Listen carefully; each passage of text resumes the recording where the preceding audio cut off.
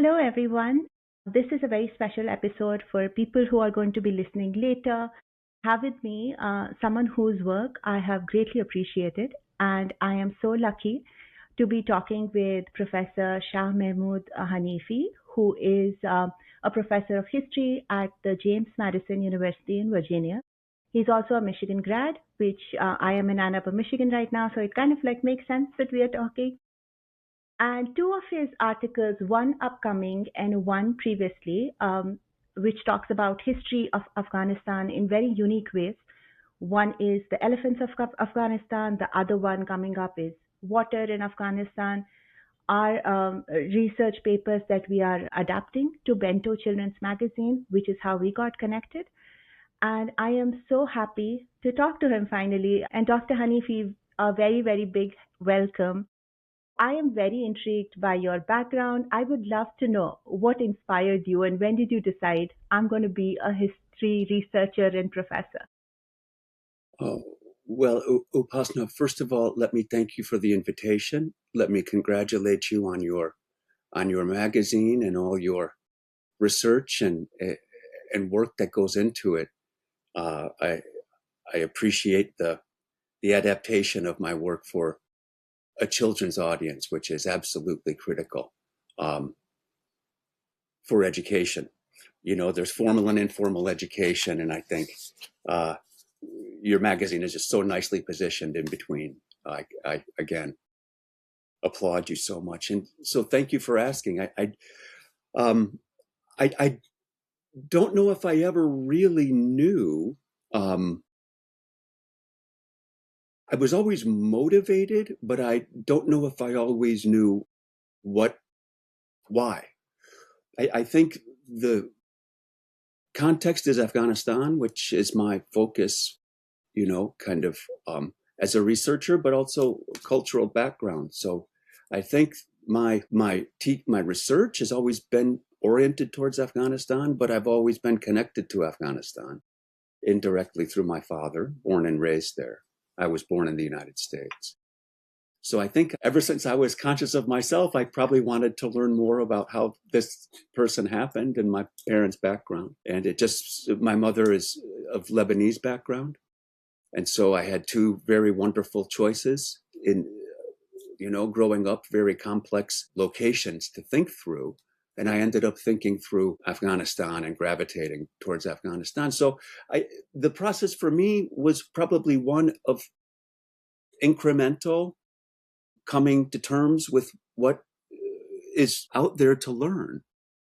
I think I was always interested in learning and researching, and teaching was kind of an afterthought in the sense that when I was a student at Michigan, there was not as much curricular emphasis on teaching. We were just we graduated and we were just off teaching places. Like, this is a teacher's college, so I was kind of hit differently than I would have been at a research institution. So I think I kind of learned how to teach. And in so doing, I think I never knew how rewarding teaching could be. I think I always valued my professors, cherished professors that I'm sure some of you know. I think they motivated me strongly. My instructors probably, when I was taken, and I've been taken by a few professors. I think those were the moments where I thought this was worth pursuing. I was given great encouragement at Michigan and freedom, so I was fortunate. It was at Michigan, I can say that for sure. I got a sense for what I knew I was doing. It's so interesting that you have such unique backgrounds and also two places in, I don't know what to call them except to say they are places of conflict, Lebanon as well as Afghanistan. And I don't know whether one is worse off at different parts of time in history, but there's so much that we learn about these things from what I call Western gaze, because the stories come from the West or are impacted by what the West does or has done. And you've written about that beautifully in, especially in the newest essay, which is Water in Afghanistan. We learn about how external actors created what has happened there, and how it has impacted environmental history, for example, or cultural history. And I guess my question to you is, beyond the fact that we tend to have, as America does, Cold Wars and all kinds of wars in other parts of the world, and we get to know about these places, why are these world histories important for us to know here? Well, I think South Asia has been connected to the world, and since world history began in many ways, and those connections are routed in certain manners, whether it's seaborne or overland. Afghanistan is the conduit for overland connections between the Persianate and kind of Indic world civilizations. I think Afghanistan is exposed to a Central Asian world civilization. If these things are measured, precisely what constitutes a civilization. I'm sure the border that Afghanistan shares with China does not indicate necessarily deep Chinese cultural influences, although they're certainly there. So I think spaces like Afghanistan that connect larger cultural zones are fascinating, kind of borderland studies. And strangely enough, I think the world history has flown through our region of the world. I'm speaking of Kashmir and Afghanistan, the Hindu Kush, in so many different ways. I'm not sure why the world and world empires kind of end up there with so much regularity. But certainly the strategic, I think empires see it geostrategically, but our view is more from the ground up, from the trees and the plants upward. And I think that's, and the resources clearly, the underground extractive mineral wealth are a big part of imperial interests, which shift through time. It's complex. I think different parts of the world get interested in Afghanistan in particular for different reasons. So, but it's such great influences on local cultures. It's necessary to understand the forces that come to bear. Hmm. I worked for a long time as a part of a consulting company called McKinsey, which is American. And often when we would find information and data sources, even from within India, where I was living at that time, we would get stuck with this hard to find data, or data which is, a myth, or that's what it's called. I don't know. Some of them you can prove, some of them you cannot prove. So when you're doing research about places like this, and I know you travel and, obviously you've been to Afghanistan many times, but there are many things which just simply cannot be proven, whether it is because they are thousands of years old, or because, there is a rumor that became a myth, that became something else, and it's kind of hard to trace the truth. And I think the West doesn't necessarily have this problem so much, because this country itself is just only 200-300 years old. And so for me, it doesn't give me that problem of longevity in terms of finding data, because you can literally go to all the oldest places here, if you don't consider a Native American body of research, obviously. But I meant like the very surface level data is easy to get because the countries are not old. How do you address this when you are especially looking at ancient data, much of which is not preserved? Well, I think your concluding comment is important, that there's different forms of data. And Afghanistan is an archive for many different types of data. And there are, material remains, whether it's epigraphy, writing on rocks, whether it's archaeological. I mean, there is data there. I think there is increasing use globally of genetic data and kind of ancient I think research is leading towards understanding the so-called Neolithic revolution and the Oxus River in particular role in it, which is a kind of genetic data in a sense.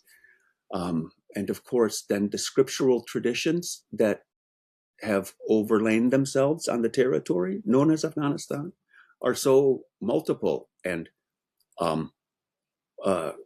again, there, I think for most scholars or researchers, you come from one cultural area expertise of linguistic competency, for example, and rarely do people combine, for example, knowledge of Chinese with knowledge of Sanskrit, or knowledge of Persian with knowledge of Chinese, and or Russian and English, for example, for understanding modern Afghanistan.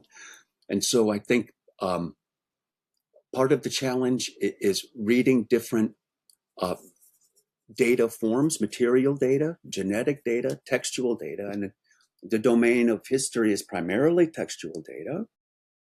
But there, of course, is the linguistic sort of scope textually.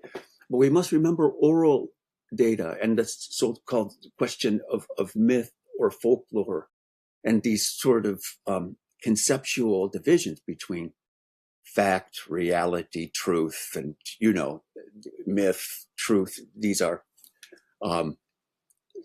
eternally interesting to debate, because history is ultimately, if anything, less about concrete, proven, sort of definitively known issues, because we can't ever really know the past fully. We're always approximating in principle.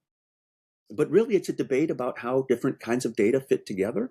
And that's where new research becomes relevant. That is, combining new types of data. So, for example, textual data with genetic data or something like that. So the challenge is for Afghanistan as a complex, multi-layered data archive,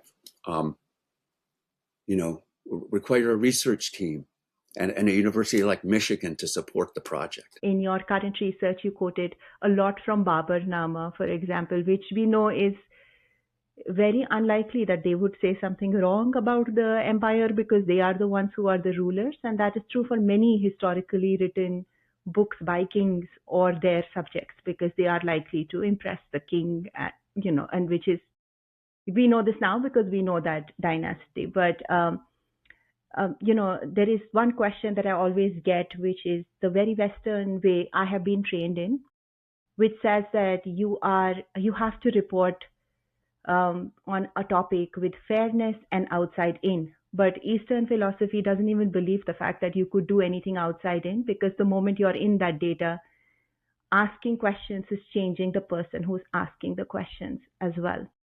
So with your background, you grew up here, you were born here, and you are, I guess, like a diaspora personality who has many different personal backgrounds, but also you've been educated here in the West, but with very strong roots in the East. How do you, what's your approach to research?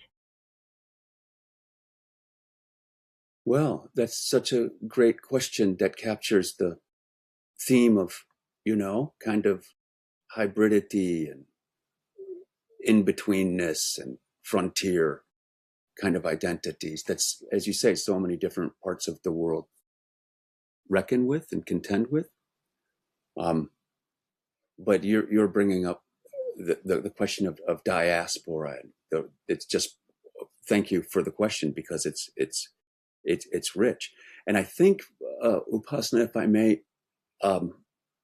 say, that I deal with it by trying to recognize the limitations of both, in the sense that I know I have much more to learn about Afghanistan from the inside out, as well as the outside in. I don't feel at all like I sometimes get introduced as an expert, and I'm uncomfortable with that term.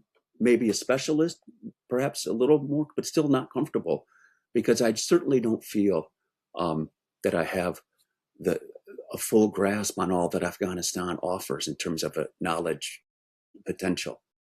I've said before that Afghanistan is a human library that is yet to be read. And it's, I think we're just scratching the surface. And part of that problem is penetrating some of the biases that have entered into the Western discourse. And again, these issues are identified using concepts like Orientalism.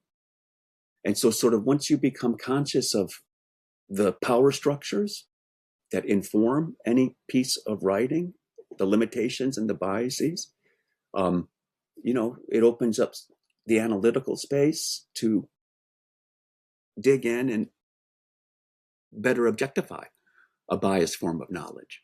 And similarly, I think the Afghan archive, so the Afghan perspective, that emic perspective in social sciences, that sort of internal view, it is so complex, because where is the inside of Afghanistan when people inside Afghanistan may not really recognize each other's presence in this thing that we're calling Afghanistan? And so inside of where in Afghanistan, and how are you inside Afghanistan in a rural multilingual environment near the border?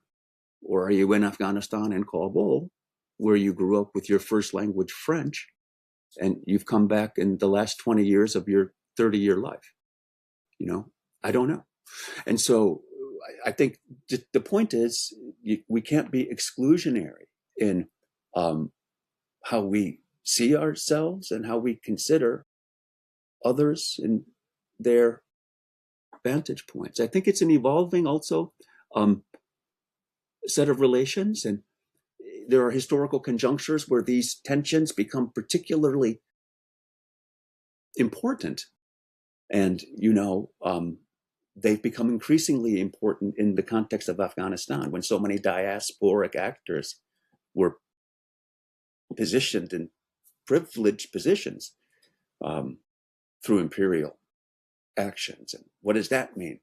Is that Afghan representing the culture of Afghanistan, or the benefits or opportunities of Western imperial forces? These are political and personal at the same time questions, right? It is. And sometimes people will ask me, for example, when I'm writing on, um, they don't want to talk about politics, but there are some parts of the world, including the part where I'm from, where you can't ignore talking about politics because it's also personal.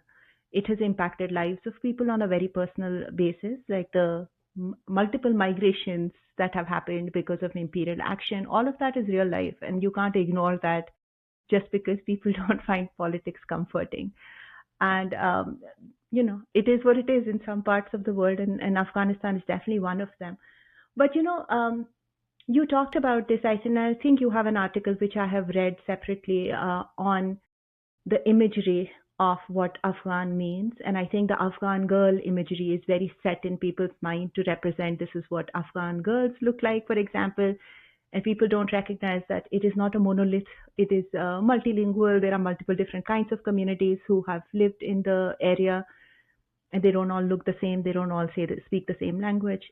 People have a hard time grasping with that because their image is so sort of set with that one thing they might have seen.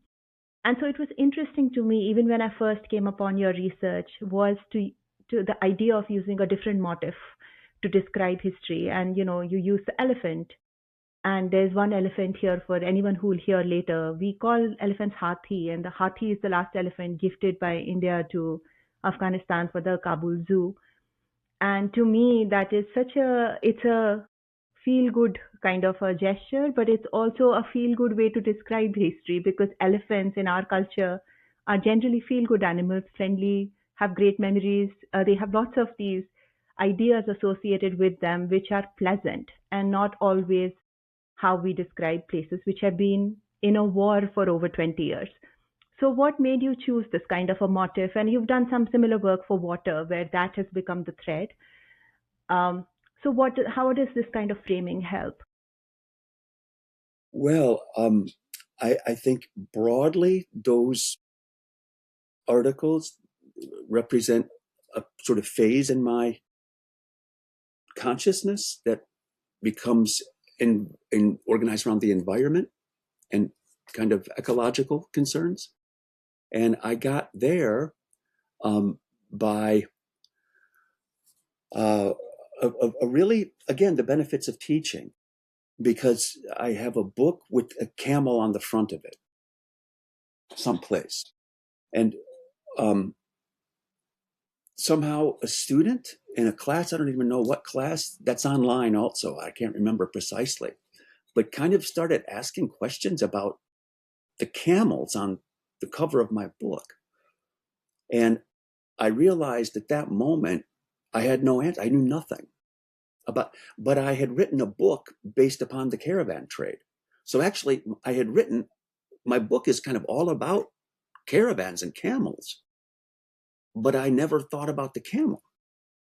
And that moment was really transformational in the sense it opened up this sort of area of interest, the non-human.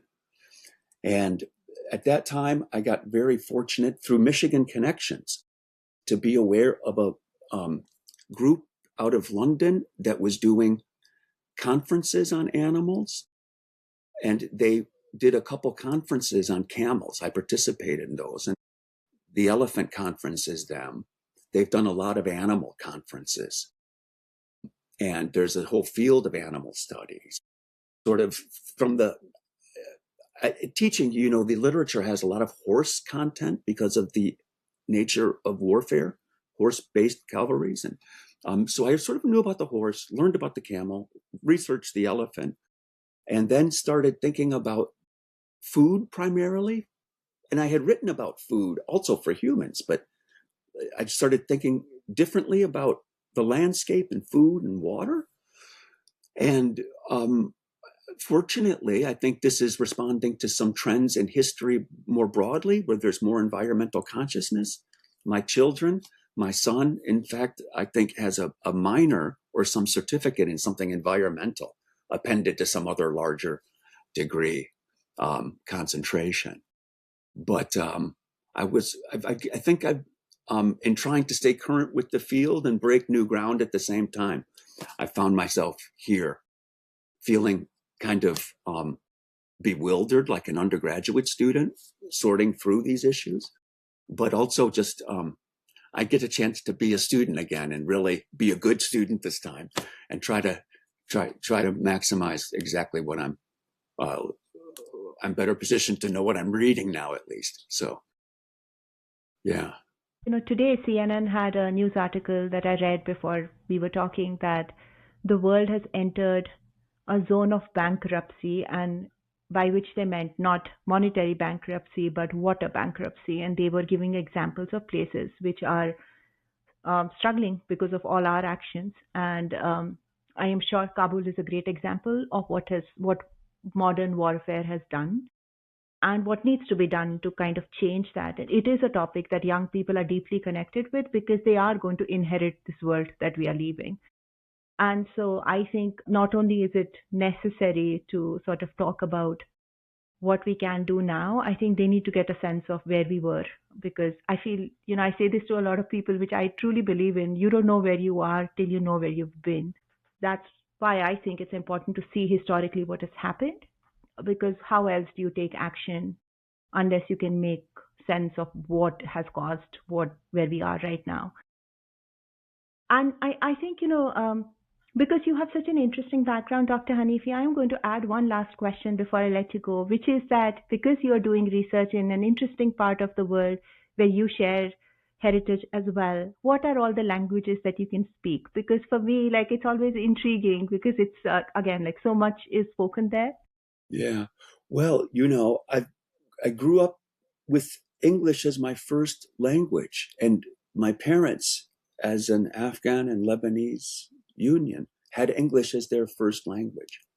And this is, I think, my father's biggest regret, that he did not push harder to instill in me the cultural software of Pashto or Persian.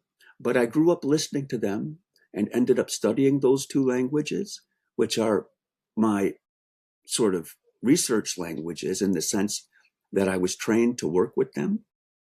But the way I think the world spun regarding Afghanistan is, and my career funding kind of, I moved into colonial records. So I've also studied Arabic and been in the Arab world. So the languages that of my parents' background, I heard in family context, studied in university context, and really have only used Persian and Pashto for research contexts. But along the way, I've picked up some Spanish, and I've got an ability to read the Cyrillic script for Tajiki material. It's crazy. I mean, only about 4 months ago, I learned the Nastaliq script finally, even though I can speak Urdu, but I hadn't done the script. And so it was my first connection with the script finally, which has been so rewarding because majority of like our language was documented in 3 different scripts because the original script went extinct. And so sometimes it is inaccessible if you cannot read what is there. And so I find it fascinating. You're also giving me hope that my son, who's also hearing English, because my husband and I don't come from the same region, hopefully he will eventually get interested in the soft, I guess, learning, like, many diaspora people do. Because for me, I don't remember learning these languages. Like I can speak Kashmiri and Urdu and Hindi pretty well, but I don't remember ever having to learn them. And the same with English because everyone was speaking around me. And to be interested even when you're not around that infrastructure, it can be hard. And so, it's amazing that you've done all of this and you continue to do it. Well, what it does is make me realize how limited my linguistic capacity is in anything but English. And English I still struggle with, right? I mean, actually, it's the I've spent a little bit of time trying to study just language as a subject matter. And in Afghanistan in particular, Pashto in particular. And it's a wonderful way to see the world from kind of a linguistic vantage point. And in that way, we can see connections between Kashmir and Afghanistan, and we don't need these artificial boundaries between us. Oh my God, it is because we have so much Persian in our language that sometimes when I hear someone speaking Farsi, my head will automatically turn because I'm like, are they speaking Kashmiri? Because the sounds are the same for me. And there's so many people in my family, for example, who have an MA in Farsi because that's what they used to do in the 40s and the 50s. Like it was a popular language to study. And so I feel like, at some point in my life, I'm probably going to learn it simply because I feel like I know the base of it. It's not completely foreign to me. And for Afghanistan, like the folk is so common. I think people can draw the boundaries they want, but like there are snakes in folklore here and there. There are birds and fairies here and there. And I think that's so common that people don't recognize that a national boundary is what it is, but you can't change the fact that regionally those places were closer than people think. Yeah, absolutely. I think that's the most challenging thing for people from the entirely outside with no real connections to the space or cultures, looking at it, see those mountains, the Hindu Kush and Himalayas, as these just barriers where nothing crosses and gets through. But the fact is, like, it's the mountains that connect us, right? And it's the mountains that are the pathways, the mountains, I'm just trying to see historically how mountains speak as kind of archives, Yeah. And that's my current sort of concern is precisely these connections. And it's so intriguing, like because you said mountains, I'm just remembering is these seeds we burn when someone gets married. I think we call them isband, but in English, I think they're called rue seeds, R-U-E. I don't even know how it's best pronounced it. But these seeds we burn when there is something like a wedding or something. It's considered to be like auspicious. And the only other culture I've heard where they are used is Afghan culture. And I'm like, wow, I couldn't realize that people do this ceremoniously. And those are seeds that literally grow in the mountains. And maybe they had some whatever benefit Ayurveda was like related to it or something, but it is considered to be auspicious because you don't see it in all Indian culture because not every Indian culture is like mountain based culture. So I think climate and settings obviously play a role, and that's why we see those similarities. In the diet, the clothing, vocabulary, Mm-hmm. sense of spatiality. Yeah, Yeah. it's wonderful.